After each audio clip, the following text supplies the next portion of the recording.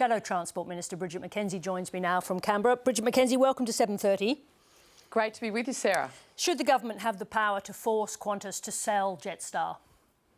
Well, I think the government should be doing something to address the appalling state of competition in our domestic aviation sector. We had the Senate inquiry last year, dubbed the Qantas inquiry, where we made a raft of recommendations to improve competition based on not only the evidence of the aviation sector and consumers, but competition experts such as Rod Sims, Professor Fells, etc., who all made it very clear that we need more competition, not less, and that divestiture powers were one of the things that the government should consider in a competition review. And so that was one of the recommendations we made nearly a year ago in order to help the government start to get downward pressure on aviation prices. So let's just get very clear, because this is what you wrote on in your opinion piece this morning. Here it is. The Treasurer will have failed another reform opportunity unless he deals with divestiture as a measure to ensure consumers' interests are protected. There's no other way to read that other than you are calling for the government to have the power to break up airlines. To be clear, is that what you're calling for? I was calling for and am calling for and will continue to call for a more competitive aviation sector, Sarah. And that means during their competition review, which we had to force the Treasurer to include the aviation sector after he'd explicitly ruled it out, to actually look at all the mechanisms available, including divestiture powers, because we have one of the most concentrated aviation markets in the world.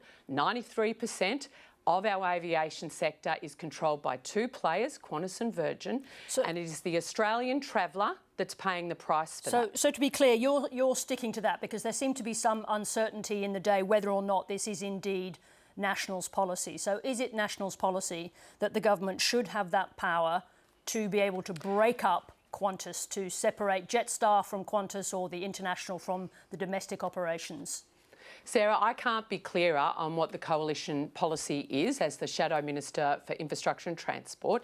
Stated in the Senate inquiry, handed down last October, where we called on the Australian government to conduct a competition review into domestic aviation and to explicitly consider divestiture powers as part of that broader competition review. Well, let me just jump in and ask you about about David Littleproud today. I just want to get absolutely clear about this. You've made it clear that that is indeed the policy. He said we have the evidence on market concentration for supermarkets, but he said not for aviation. But exactly as you're saying, that's 137 pages in the parliamentary report, 54 pages in the study done by the Treasury that came out recently.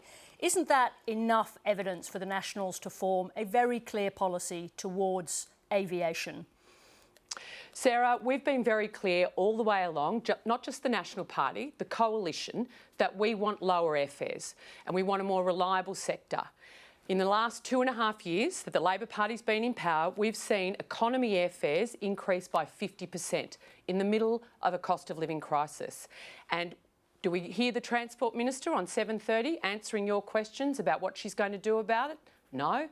Do we hear actually the Treasurer, Jim Chalmers, putting forward a plan to increase competition and get airfare prices down for the Australian travelling public? No, we don't. Travelling by air is no longer a luxury good, right? When I grew up, only the rich people got to get on aeroplanes. But now everybody flies. Business needs it. So if you're interested in prices and productivity, you need to address this issue.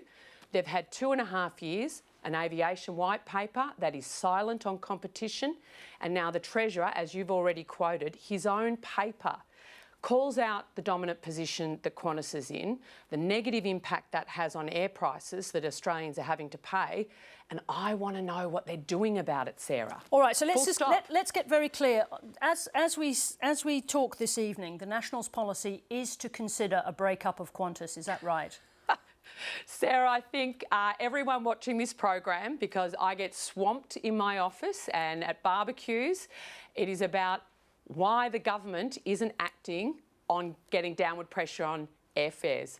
And Professor Fells, Rod Sims, the current ACCC chair, aviation experts, everyone other than Qantas and other than the Prime Minister and the Transport Minister want to get airfares down and more competition into the market. I think it's important just to point out, just to be fair to Qantas, that the ACCC found no evidence of anti-competitive behaviour by Qantas. Well, I'm actually going to the Treasury's own paper, which I'm thankful that you have read. Yes. Which actually says when Qantas goes into a market where maybe it's Virgin or previously Rex, they drop their prices. When Qantas is flying into a market where Jetstar's the other competitor, Qantas increases their price. So there is absolutely behaviour that is evidenced right across this wide brown land about the egregious behaviour of Qantas, and that we do need tough measures to deal with it. So why did David? So why did? Sorry, forgive me. Yeah.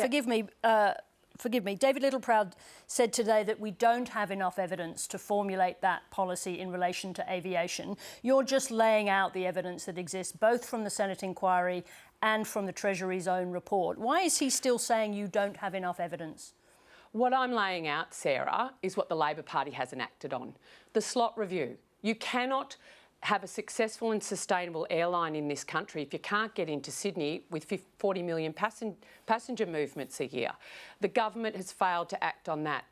Qantas has 107, I think, slot accesses in that peak time between 6 and 11 a.m. in the morning.